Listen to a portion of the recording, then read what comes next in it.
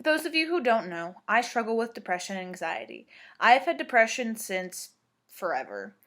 I remember walking home from kindergarten and I was feeling really upset and I didn't understand why I felt upset.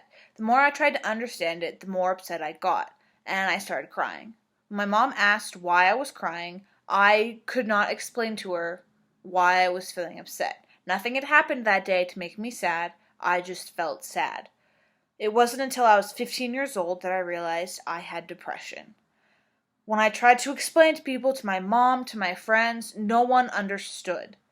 It made it really difficult for me at the time to feel like I belonged when no one understood me. I had a lot of my friends at the time were manipulative and emotionally abusive, and it was a really bad position for me to be in, and I felt like I was trapped until I met my husband. We became friends because we had gone through similar situations where we had had these emotionally abusive friends and we had both struggled with depression. And then later we got married and he convinced me to go to a doctor about it.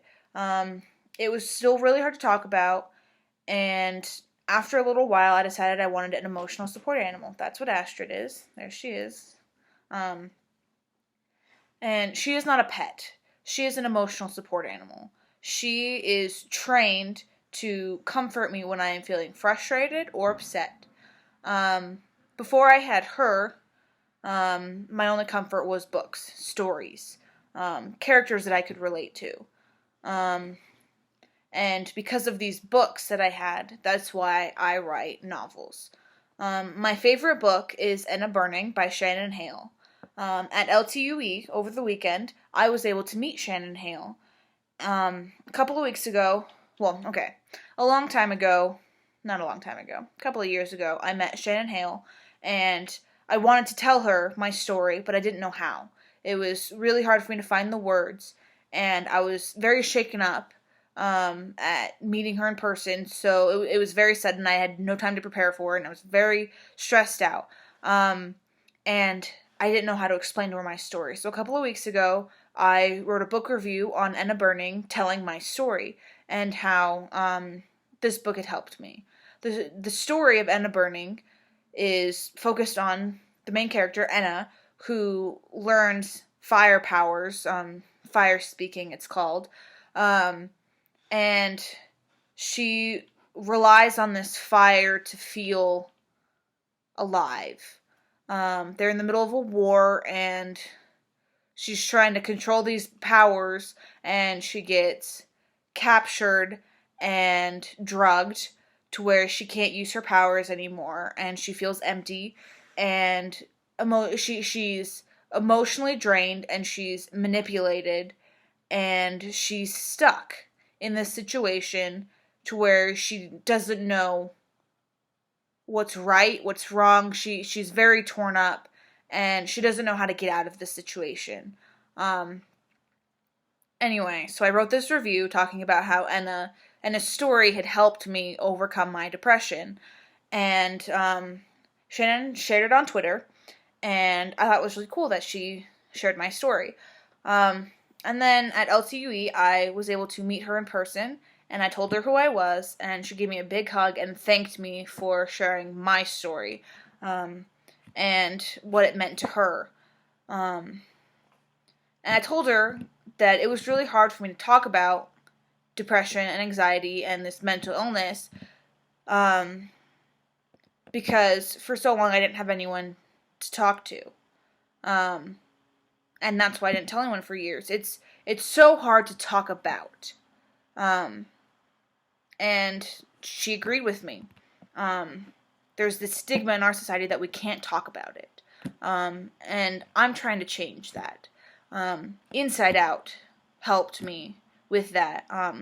The big impact of the story, everyone thinks it's, spoiler alert, I'm going to make a lot of references in here, there's a lot of spoilers. The spoiler alert, Bing Bong, is what everyone talks about, the big impact of the movie, but that's not it for me. For me, it's when, after Riley gets off the bus, when she goes back to her parents, and she's trying to tell them how she feels, and she doesn't know how to. And that I broke down in the movie theater. That affected me so strongly because I didn't know how to tell people what I was feeling. This is something that needs to change in our society. We need to be able to talk about these things. And it's so hard because people don't understand. It's like in Grey's Anatomy when, spoiler alert, George's dad dies.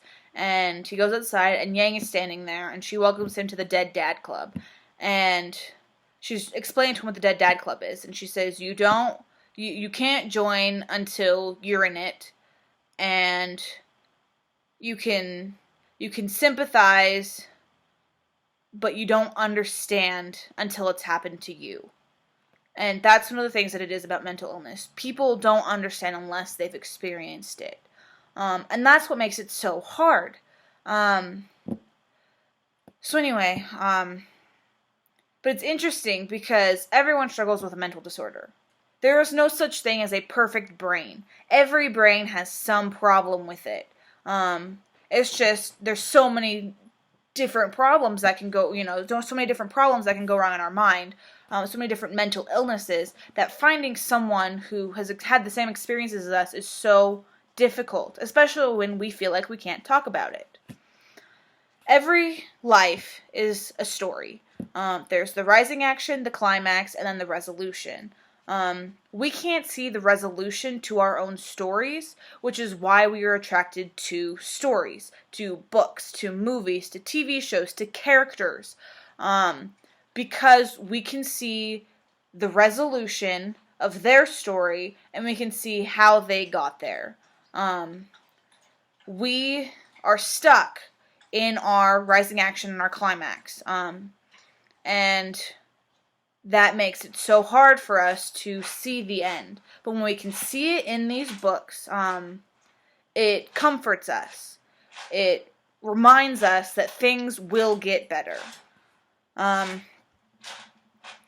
If you struggle with mental illness, good for you. You are putting up one heck of a fight. You can do it. Things will get better. I invite you to share your story with me in comments on YouTube, Facebook, Twitter, my blog, anything. Share your story. I want to hear it. The more you talk about it, the easier it gets to talk about. And the more we talk about it, the more we can change this stigma in society where we cannot talk about mental illness. It is not a taboo. It is something everyone deals with.